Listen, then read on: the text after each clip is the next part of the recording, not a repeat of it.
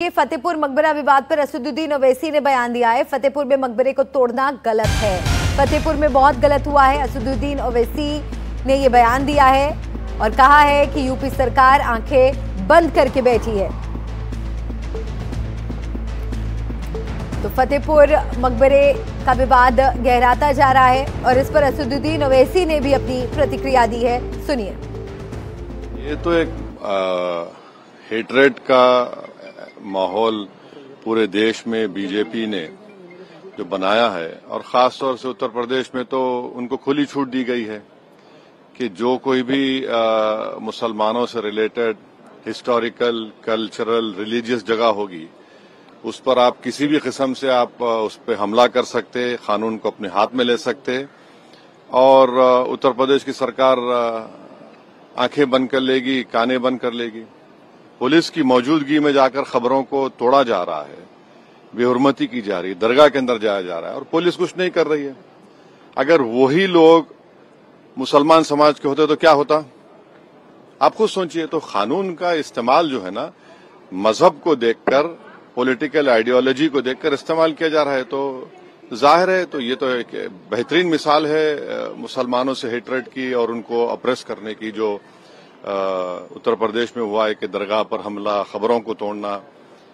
तो ऐसा लग रहा था कि फिर दोबारा 1992 वापस आ रहा है क्या? ये तो एक यूपी के फतेहपुर में कल हुए विवाद के बाद फिलहाल वहां शांति बनी हुई है। मकबरे से बाहर सुरक्षा बढ़ा दी गई है। देखिए हमारे सहयोगी रणवीर सिंह की ये रिपोर्ट।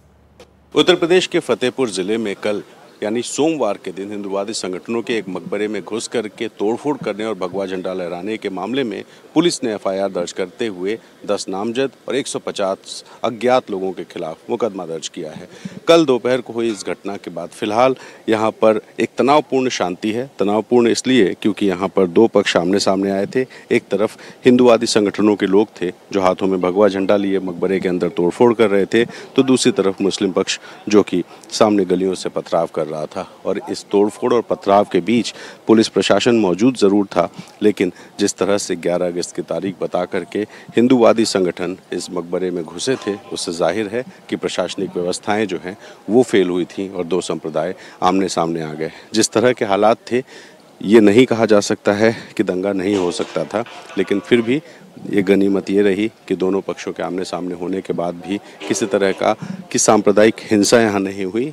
तब तक प्रशासन ने काफ़ी हद तक चीज़ों को संभाल लिया।